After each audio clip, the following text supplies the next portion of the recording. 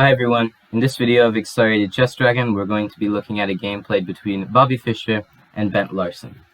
This was played in the 1971 Candidates Tournament in Denver, the USA, and this is actually the first round of the Candidates Tournament between Bobby Fischer and Bent Larsen. So without further ado, let's look at this game. Fischer starts by playing the move e4, and we have e6 by Larsen, so the French defense, d4, d5, knight c3, and now bishop to b4. So Larsen decides to go for the win-over variation. And if you don't know how to play the win-over variation, you can always look on my channel. There's a video explaining how to play that. So here, Fischer decides to play e5, which is usually what many people will play. It's best not to take the pawn on d5 because it allows quite a bit of development from black's end. So e5 by white, and here Larsen just plays the move knight e7. And in my video of the win-over, I said that bishop to d2 is best to be played because it just develops a bishop and it tries to trade off this bishop on b4 for the bishop on d2. And usually what black might do is b6, knight ce2, and now trade of bishops. And usually what will happen is that white will get an attack on the king side and black will get an attack on the queen side. And usually it's a very exciting position to see. Instead, though, bishop d2 was not played, and instead Fischer played the move a3, attacking the bishop and forcing it to capture on c3, as moving the bishop back to a5 is really pointless. So bishop takes c3, b takes c3, and now c5, going for the center that Fischer has. And Larsen did give up his bishop pair, but he has severely weakened Fischer's pawn structure. So at this point, Larsen just has to make the position really closed so that he would get an advantage because he has the knight pair, and knights are very good at working in closed positions. So that would definitely favor Larsen. So here, Fischer plays the move a4. And he does this with the idea of trying to control a bit of squares, and he's also maybe trying to undermine the position with something like a5 and then a6 later on. And it should be noted that it's not a good idea to capture on c5 because you can always be met with ideas like queen a5. And here, Larsen is attacking the c3 pawn, he's attacking the c5 pawn, and if Fischer decides to defend both of those pawns with queen to d4, then Larsen can play knight bc6. And here Fischer's a bit down in development. Larsen has developed almost all of his pieces, he just needs to develop the bishop, and Fischer has only developed his queen, and none of his other minor pieces are developed, and let's say queen to e3, now trying to still watch over all of the pawns. Now Larsen has the move d4. Another move could also be knight to f5, which just brings more pieces into the game. But d4 is an alternative, and basically Larsen is going to win back the pawn that he lost, and he's going to do it with a lot of compensation because he has a lot more development than Fischer, as we can see here. So d takes c5 is never the best idea, especially when your pawn structure is all ruined like Fischer's is in this case. So just playing a4 is reasonable. Knight bc6, development by Larsen, and knight to f3. Fischer defends the d4 pawn, and now bishop to d7. And usually the light squared bishop is really hard to develop in positions where you play something like e6 as black, because you can never really get it out and about before closing up your pawn chain.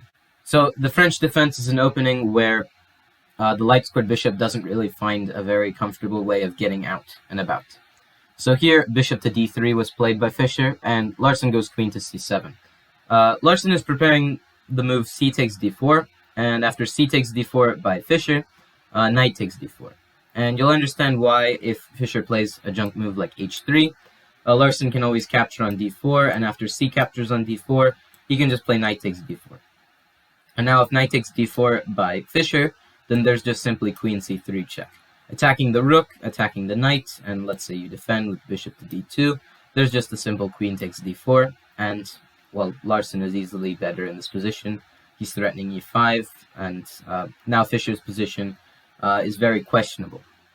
So that is why Fischer immediately castles, and now c takes d4 is not a threat, because if you go for all of this, after all of this is played and queen c3, then just knight b3, and this defends everything. So c4 was played instead by Larsen, trying to close the position up, but it doesn't really work in his favor because his light squared bishop is still really hard to develop. So bishop to e2 was played by Fischer. He doesn't mind this position because, well, even though he only has one knight, Black's bishop is really a very big liability, and it's not really easy to develop the light squared bishop for Black. So f6 by Larsen, and now rook to e1. And what Fischer is trying to do is trying to indirectly defend his e5 pawn. And Larsen decides to not capture the pawn for the moment. He plays the move knight to g6. And this is because if he ever captures the e5 pawn, Fischer can always capture with the knight. Knight takes e5, d takes e5. This can all be played as long as Larsen doesn't play queen takes e5 and blunders his queen away with bishop h5 check. So after d takes e5, Fischer's idea would just be to play f4 and cement the e5 pawn there. And I would really say that Fischer has a very huge advantage because unlike Larsen, he has a lot of mobility and he can easily play around with his pieces to do a lot of things. He has the bishop pair, which can nicely cut through a lot of Black's territory, and it doesn't seem like Larsen has that same type of arsenal. His bishop on d7 isn't really doing much. His knight on e7 is very questionable. So Larsen would definitely be considered worse in a position like this. So that is why the move knight to g6 was played instead, not capturing immediately. But Fischer does not even think about saving that pawn on e5. And I encourage you to pause the video and find out what Fischer actually played in this game.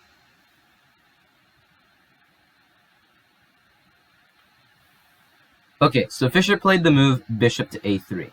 And this is quite incredible because, believe it or not, it's only move 13, and Fischer has already gotten all of his pieces out. Larsen has as well, but he just needs to finish it off by castling queenside.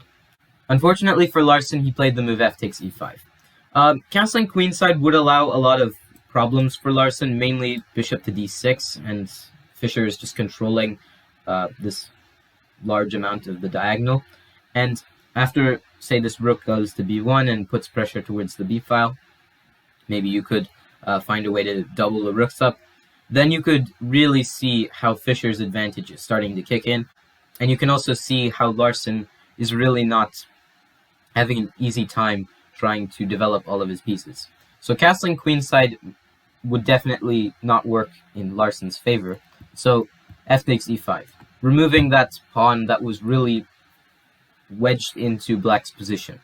So d takes e5, knight c takes e5, and Fischer gives up the pawn, and he plays queen to d4. He's developed all of his pieces, even his rooks, and Larsen really has nothing to do. And Larsen plays the move knight to g6, hoping to just castle queenside, maybe eventually trade the queens off, and just play this position where he may have to give up the pawn back, but it's not really going to be that bad because Larsen would just be equal in material since he already won the pawn. But here, Fischer isn't going to be playing to just win the material back. He's playing to completely crush Larsen. Bishop to h5 by Fischer. And Fischer has two threats at the moment. One is just queen takes g7, and also bishop takes g6 is a threat to break open the pawn structure and also allow the queen easy access into the Black position. Another idea is just to play queen takes d5 because the e-pawn is pinned, assuming that Larsen doesn't do anything about the threat. So that is why it's already a rough position. You could play queen takes g7 here as Fischer, but after castle's queenside, Larsen is developing all of his pieces and the rooks are coming into the game quite quickly, and I don't really see how Fischer can easily cook up an attack and just play the position completely perfect when he is also going to be attacked at the same time. So instead of queen g7, just bishop to h5. Now there are three threats, and now king to f7. Guarding all of them, but it just walked into the line of fire that this h5 bishop is in. And now f4 was played by Fischer. And Fischer plans to play the move f5 and severely weaken the d5 pawn.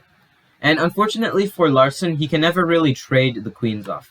At the moment, it seems like he can do something by playing the move queen to b6, but Fischer will just ignore the queen trade and play bishop to c5.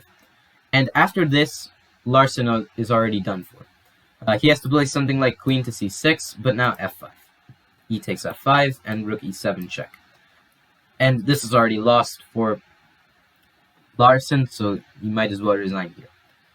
There are really no other moves to defend against these threats, so Larsen is pretty much hopeless. So he played the move rook he8, hoping to use this rook to maybe defend and also maybe get a nice shelter for his king by artificially castling. But Fischer isn't allowing that. He plays the move f5, and he goes straight for the king's heart.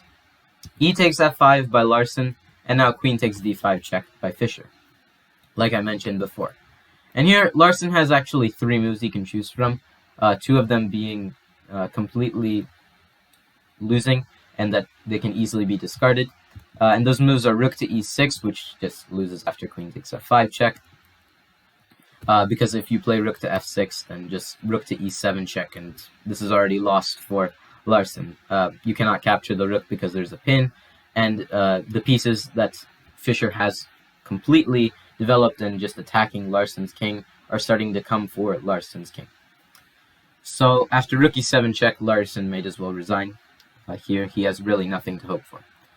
The other option, instead of playing rook to e6, is to actually just go bishop to e6. But that runs into something maybe a bit worse. Rook takes e6 by Fischer. And after rook takes e6, if you don't want to be down material, then you obviously must play rook takes e6. And here, Fischer just captures the f5 pawn with check.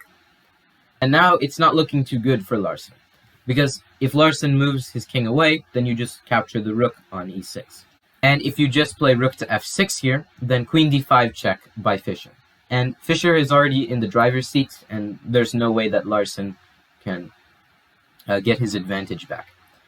Here, after queen d5 check, there are 2 moves that can be played, rook to e6, which would just run into rook f1 check, and now you're just going to lose the rook on e6.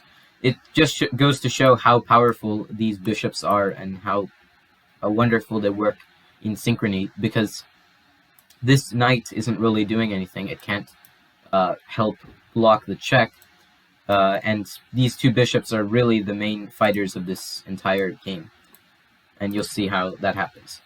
And after this, you just have to lose the rook, so that makes sense. And after queen d5 check, king to e8 is the other move, but this just allows rook e1 check. And here, Larsen might as well resign because there's really nothing he can do. So that's why king to f6 was played, out of sheer desperation by Larsen. But bishop to f3 now by Fischer. Fischer realizes that the bishop was not really doing anything on h5 now, so he might as well transfer it back to a more active diagonal. And after bishop to f3 was played, knight e5 by Larsen. And this may seem like Larsen actually blundered a piece. The question is, does Fischer just have bishop d6 and he wins the knight? Well, not exactly, because after knight f3 check, g takes f3, and now queen c6. Fischer does have bishop e5 check and king g6, but now after queen d4, Larsen can trade the queens off. And if anyone would be better in this position, I would actually say it's Larsen, because he managed to equalize, and now his pieces are starting to work in synchrony. This pawn is a very weak target. This rook can always be transferred to more active squares, and, well, now Fischer has just completely blundered his advantage away. So that's why queen d4 was played. Not playing bishop d6 now, but now the threat later on will be bishop to d6, as you will see. So here the move king g6 was played, and now Fischer has a very nice move that can easily take advantage of Larsen's position. And I encourage you to pause the video once again and try finding this move.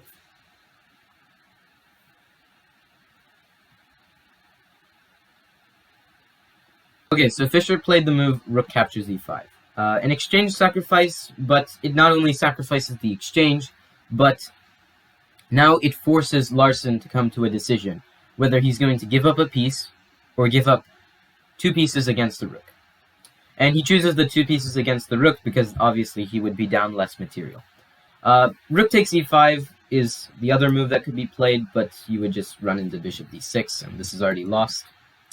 you're just down a whole bishop. And the option that Larsen went for was queen takes e5. But now queen takes d7, and Fischer has two very nicely placed bishops that compensate for rather an inactive rook. So here the move queen takes c3 was a possibility that Larsen could have played. Unfortunately, if queen takes c3 is played, then it just goes into Fischer's favor completely, because Fischer can go queen d6 check. And it doesn't matter what Larsen does, in all cases, Fischer is better. Larsen can go king to f7, queen to f6, or king to g5. If king to g5 is played, then just a simple bishop c1 check, and, well, Fischer has activated his bishop, and already you can see that Larsen is struggling to survive. The other option is that instead of playing the move king g5, you could go king to f7, but this allows bishop d5 check, and you're already lost here as Larsen. You have to play rook to e6, but just simply queen takes e6 as checkmate. And finally, the last move, queen to f6. This one doesn't necessarily lose completely, but after, say, queen g3 check, queen g5, a trade of queens, bishop takes b7, rook to d8, bishop c6, rook ec8, and bishop b5, you can see that it's basically Fischer playing with two very, very strong bishops against some lousy rooks that don't seem to be really doing much. So Fischer would definitely be given an advantage, and that is why queen takes c3 wasn't played. Instead, rook a d8 was Larsen's choice of move. Queen takes b7 by Fischer, and now queen to e3 check by Larsen. And Fischer here is unfortunately forced to play the move king to f1. Because if he goes king to h1, then this is just going to lead to checkmate after queen e1 check, rook e1, and rook takes e1 checkmate. So the move king to f1 was forced. So after king to f1 was played by Fischer, rook to d2. And now it seems like Larsen has just won the game on the spot. How do you exactly stop the threat of queen to f2 check? Well, you'll see here in a second. I encourage you to pause the video and find out how Fischer defended against all of these threats, and he managed to get a win.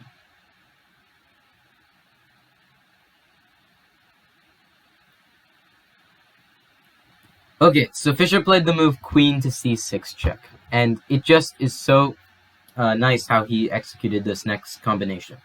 So here, rook to e6 was played. Of course, Larsen isn't trying to waste any time. He's saying now to Fischer, what are you going to do now?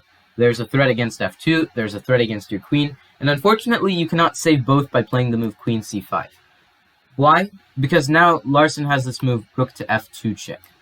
And after king to g1, which is the only move, Larsen can now capture on f3 with check. And the check is coming from this queen, so you must eliminate the queen, otherwise you're just going to get checkmated via queen e1 check, rook e1, and rook takes e1. So queen takes e3, but now after rook f takes e3, this position is already lost for Fischer, because he has really no way of either stopping this threat of rook e1 check and trading the rooks, or this threat which just wins the pawn, or even this threat which is threatening to win the pawn, and maybe even help the other rook get into the game. So queen c5 is completely out of the question, and that is why bishop c5 was played by Fischer. And here, Larsen, if he captures the queen on c6, he's just going to get bishop takes e3, and there's a threat towards both of Larsen's rooks, meaning that he would have to defend one of them by doing this, and now after bishop takes c6, rook takes c6, Fischer is just up a piece. So that is why rook takes c6 doesn't exactly work, and that is why rook to f2 check was forced. There's not really any other move that Larsen can really play. If he goes queen to e5 here, then there's just a simple move queen c8, and really Fischer has accomplished a lot more than Larsen, because Fischer has this bishop which will go to d4, and Larsen really doesn't have much here. You can say that even though he has a rook against two minor pieces, what is his rook really doing? His rook is active, but what is it really doing along the second rank? So rook f2 check was played, and Larsen has a bit of a trick that makes him not lose exactly all of the material, but somehow gets him a position where he might have chances. So after rook f2 check, king to g1 by Fischer. And here, if Larsen decides to go for the rook takes f3 check move, then Fischer will just play bishop takes e3. If you captured the queen now, then there's g takes f3, and if you captured the bishop, well, after just queen takes c4, Larsen is done for. So, rook takes g2 check. And here, the move king takes g2 was played by Fischer, and queen to d2 check by Larsen. And Larsen is basically now going to win the queen, but he's going to play queen versus a rook and two bishops. And let's see how that ends up for him. Fischer just plays the move king to h1. Bishop f2 is also an alternate possibility, but king to h1. Rook takes c6, bishop takes c6, and now queen takes c3. Larsen hopes that if he can round up as many pawns as he possibly can, and perhaps try to create some passed pawns out of all the pawns he still has left, then maybe he has chances. At the moment, he's threatening queen takes c2, just getting rid of that pawn and perhaps trying to push his own. But Fischer plays rook g1 check, king to f6, and bishop captures a7. Fischer is trying to create a passed pawn of his own, and now he's trying to play bishop b6, a5, a6, a7, and a8 queen, etc. So g5 was played by Larsen. Queen takes c2 here actually doesn't work because it only helps Fischer advance the pawn a lot quicker, so it's not advised to really do this. So g5 is played.